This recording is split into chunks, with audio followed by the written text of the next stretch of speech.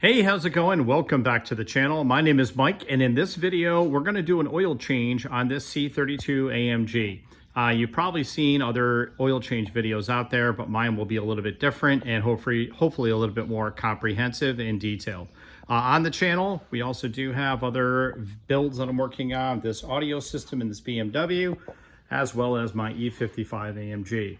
So here are the parts that I'm going to be using. I order all of my parts through FCP Euro. They come with a lifetime guarantee, so you're able to return the parts, get a credit, and basically get new oil, in this case, for free. So why not do it? And if they're really good service, great company to work with.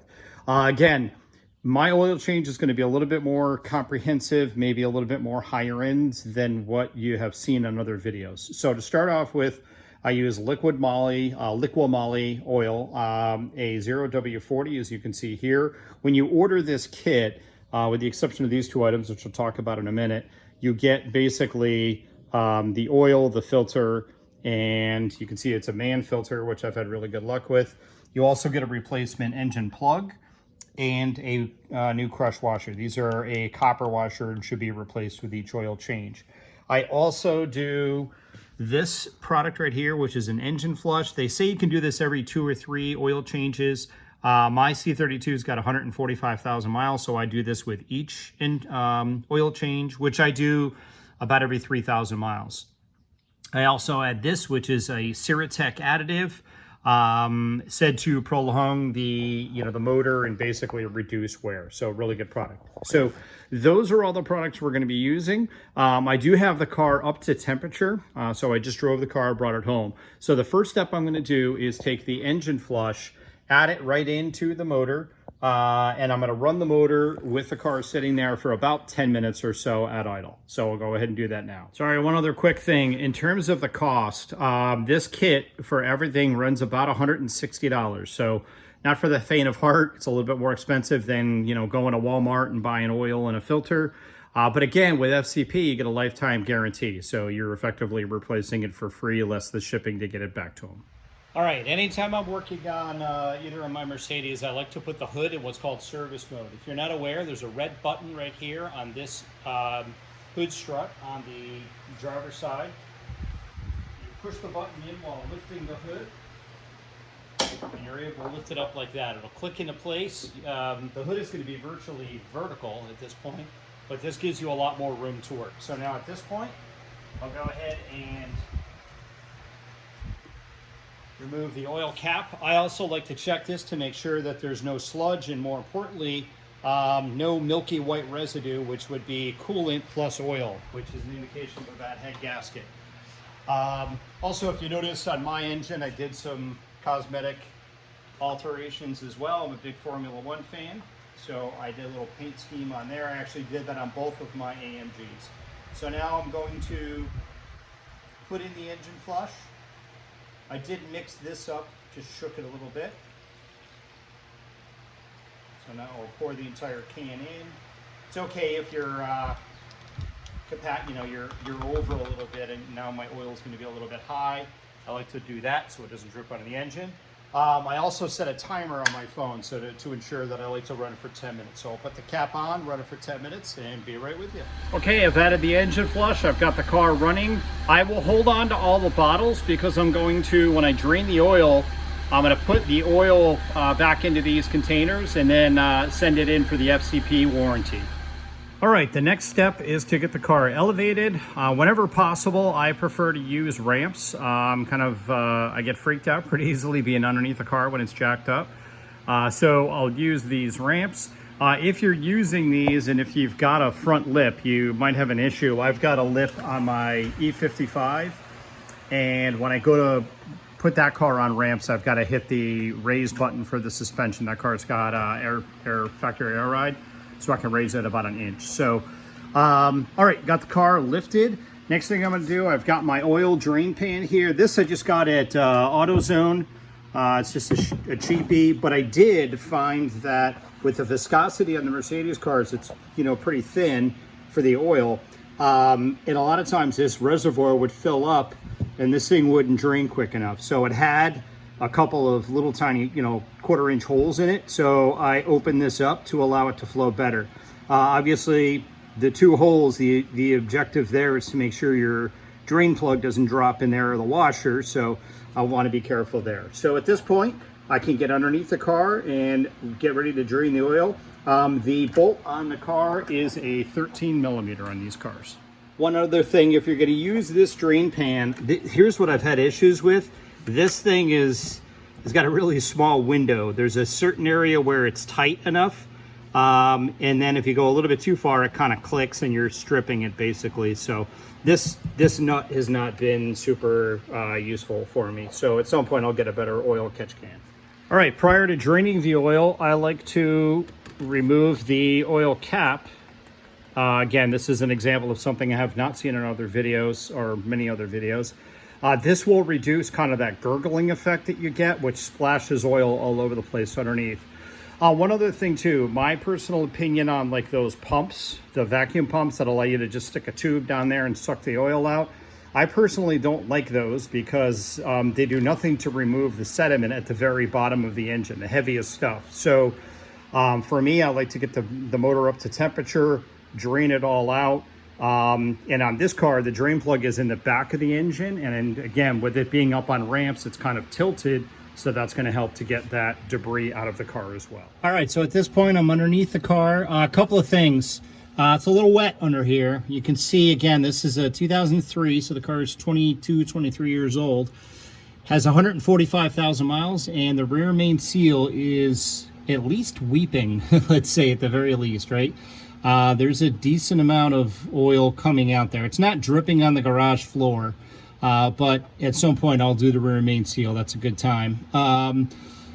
With regard to it dripping on the floor, another thing that I do, I leave the bottom engine covers off the car. I don't like those because they kind of disguise leaks. This car a while back had a power steering issue. I ended up having to rebuild the pump. Sorry, I don't have a video on that. If you have any questions on that, hit me up in the comments. But I want to know if there's a drop coming out of this engine. I want to know it, and I'll see it on my garage floor. So again, that's why I don't do those. So now at this point, there's our drain plug. You can see right here, 13 millimeter. I'll go ahead, open that up, and we'll get the oil into our catch can. All right, so I've got the catch can out of the way just to make room for my wrench. I've got a couple of paper towels here ready to catch anything that I miss. And I'm gonna go ahead and loosen this up.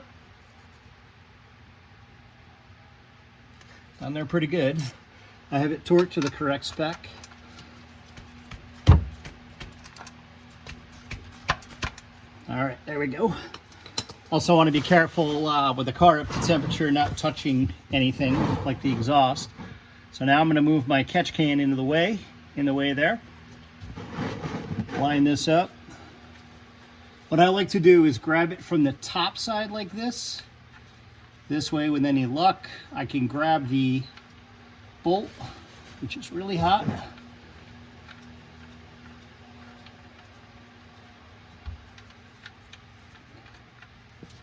Very long also.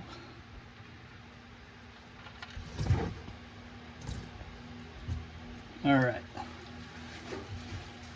Got a few drops on the garage floor, but nothing crazy. All right, so we'll let that drain. What I also do, give me a sec here and I'll shift this so you can see it better. All right, so at this point, it's been draining for a few minutes. And what I do is, again, what I was trying to show you there is I make sure that my catch can is very far towards the back of the car, because when you first pull the plug, the oil is going to shoot way kind of backwards because of all the pressure. But then I slowly just kind of pull the catch can towards me, like towards the front of the car, to ensure I don't get anything on the garage floor. And we did pretty good there. So, all right, I'm going to let this continue to drain. You can see a very small stream coming out there. We'll let it keep draining out. All right, while the oil continues to drain, the next thing I'm going to do is remove the filter. If you're not familiar, the filter housing is right on the top of the motor. It's this plastic piece right here. And I will put a link in the description to the tool I'm going to use. It's Hazet, H-A-Z-E-T, part number 2169. And this is specifically made for the housing. So basically you put this on here. Loosen this up.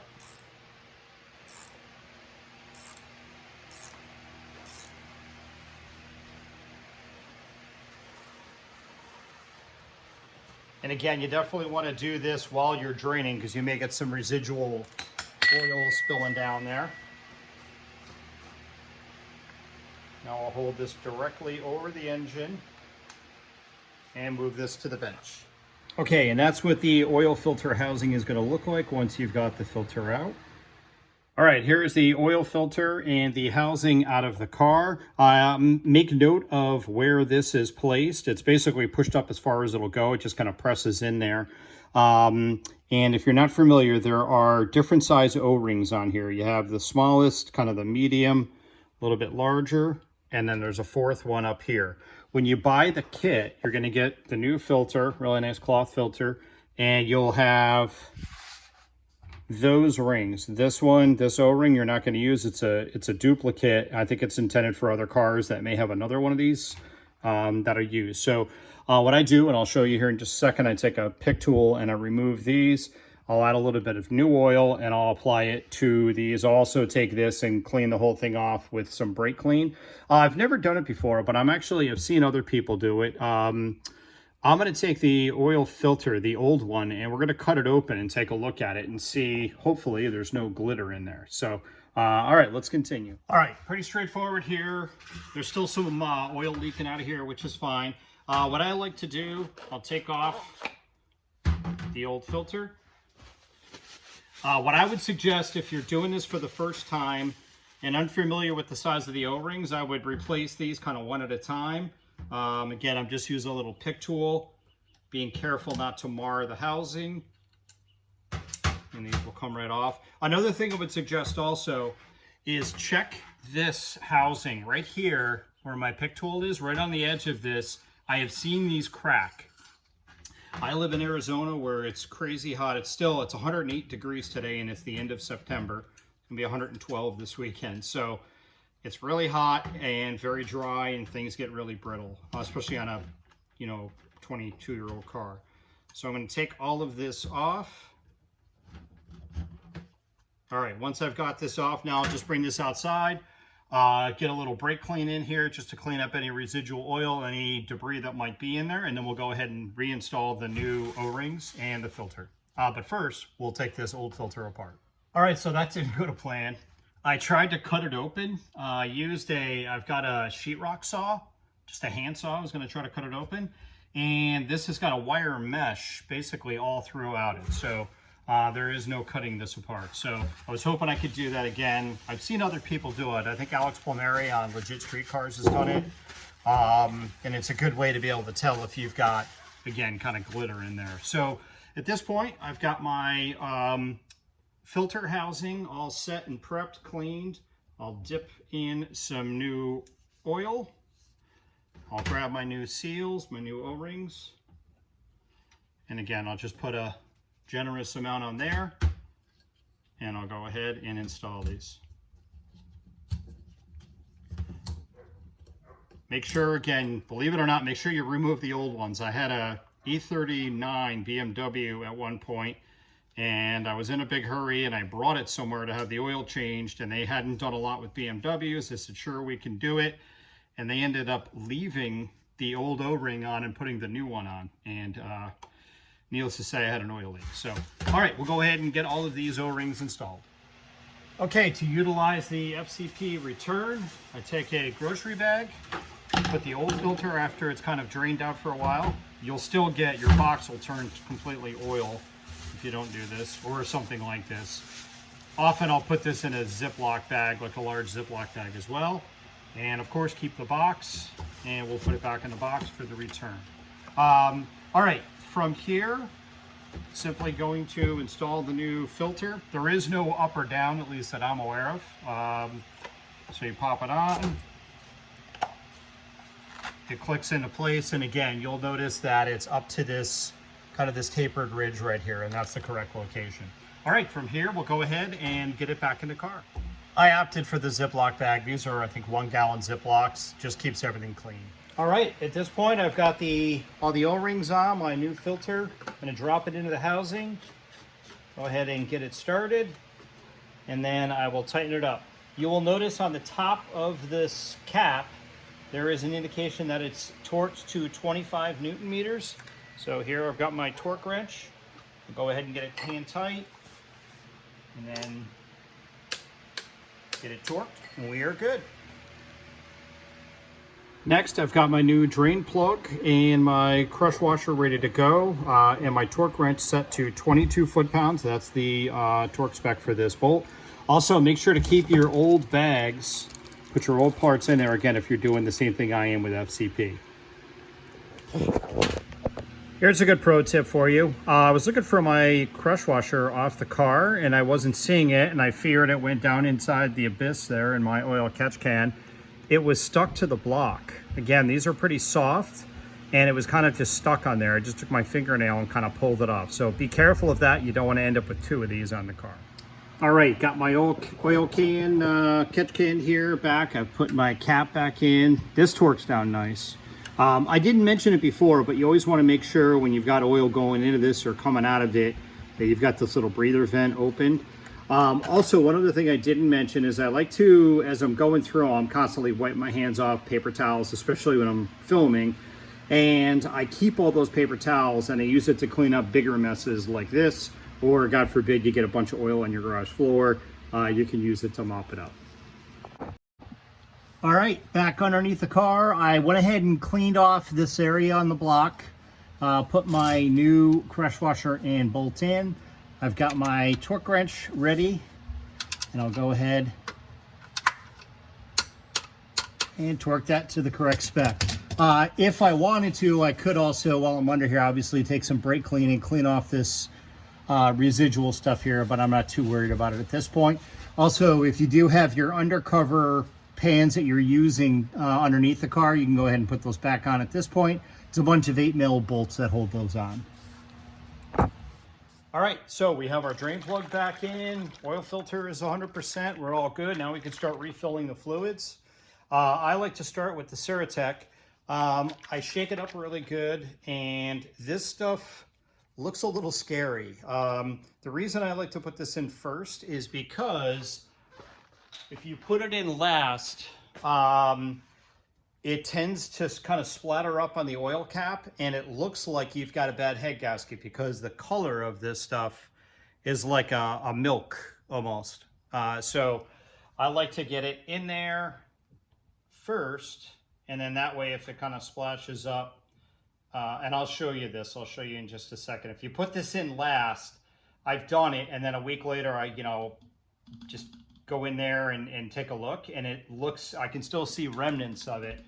So you really can't tell, obviously the telltale sign is on a bad head gasket. If you got coolant in there, it'll kind of give you that milky look. Again, I like to catch stuff like this by going like this. So give me a sec here and I'll show you what it looks like. See that? Whoa, that just looks super scary. All right, the next thing I'm gonna do is start putting oil in. And again, with this kit, you get a large jug and then you've got smaller jugs.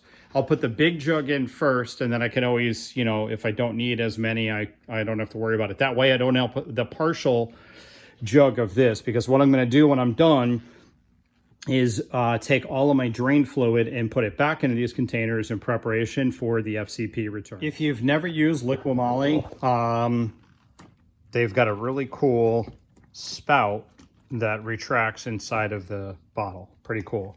That's on the larger jugs, and then it's got a seal here as well. Just want to show you this real quick. I used the funnel and put the big jug in and kind of steered the funnel around as I was filling it to kind of wash the Ceratec in there. Again, that way I don't see any residual and think I've got a bad head gasket. Okay, for the C32 AMG, the capacity is going to be 8 liters. So you get this large bottle is 5 liters and then 3 1-liter bottles. Be careful also, quarts and liters obviously are different.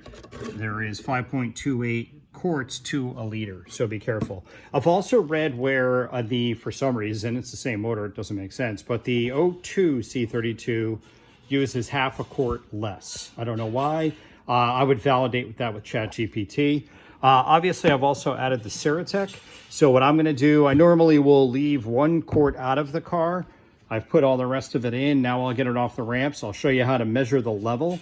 And you can always add more, but you can't take it out. So we'll go ahead and do that. Here, if you want a better shot of the engine, what I did to paint it, this is all covered in my intro video, which is on my channel. I modified the air boxes, and I've got E55 AMG snouts off of V8 there, and did all the paint work. I'll show you on my E55, I did the same thing. Here's the E55. I'm gonna be doing an oil change video and also a kind of a intro video on this car soon as well.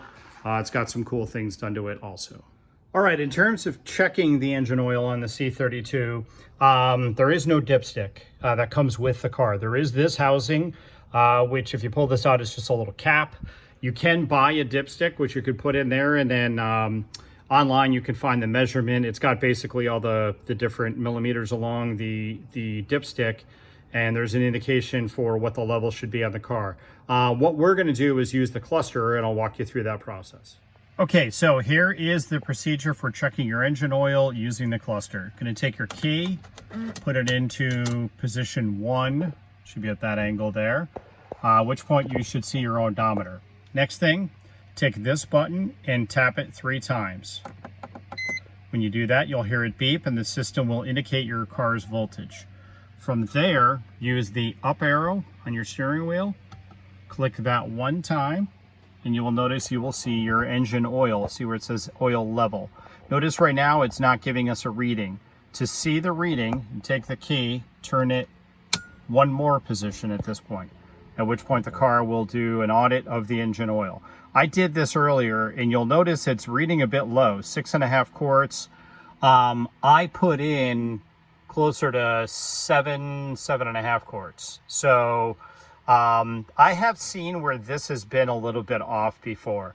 What I would do, the car will tell you if you're low on oil. I'm going to go based on, what FCP sent me. I'll use all of that and know that I'm going to be good. At some point, I may also get that. I've got the dipstick, and I may check it with that as well. All right, let's continue. I just did another little experiment with this. This is pretty interesting. Notice I'm at 6 quarts right now, but watch this. If I start the car, and it was going up, it was at 6.1. Start the car, and the level will drop. That's because it's going around the engine and it's not in the sump. So I think what happens with this engine oil check on the odometer is that when the oil is running throughout the engine, you're going to have a lower reading. When all the oil is down in the bottom of the engine, you're going to get a more accurate reading. So the moral of the story, if you're going to use this method, maybe wait until start the car after you've done the oil change, run it for a little bit, shut the car off, give it maybe 15 minutes and check it. That way everything would drain down into the sump and you'll get a more accurate reading. So thought that was interesting and that I would share it. All right, we're excuse me, just about to the end. Next thing we're going to do is reset the oil service indicator. To do that, we're going to put the key in, turn it 2 clicks this time. The entire cluster will turn on. Next, you want to use these arrows until you get to your service indicator. You can see it right there. When you are there, go over to this button right here, press and hold it, it'll beep. Mine didn't beep, but it normally does beep. And it's going to ask you to want to reset the service interval, and you're just going to tap this button, and that will reset. Here's another thing I would suggest that I don't see people mention. I keep a log for all my cars of the mileage and the service that I've done. So basically what I've completed, the date, and the miles, and I keep an inventory of that. So this oil change I'll add on there. I also recently did a brake booster and master cylinder. You may have seen that video, and I'll add that here as well. All right, folks, that is a wrap. I went ahead and emptied the oil catch container back into all of these fluid bottles. This way I'm set and ready to return to FCP, including the old crush washer and drain plug. So again, what you do is send this back, reference your original order. They will give you effectively a store credit, at which point you can buy a new oil kit for free. So again, you only pay the shipping. I am very fortunate in that I live in Mesa, Arizona, and about 8 miles from me, they opened the West Coast FCP. So by the end of the year, they're supposed to have where there'll be a will call and a order desk and a warranty desk, so I can just bring this stuff in and walk out with new stuff. So looking forward to that. So that'll be it for the oil change on the C32. The car is filthy. I've got to wash it. Thank you very much for watching. If you have not yet already, please like and subscribe. There will be other content coming on the channel. There's some more stuff coming on the E55 as well as the C32. And I'm really going to get back into Carmisa with this crazy audio system. So thanks again for watching. I appreciate it, and we'll see you soon.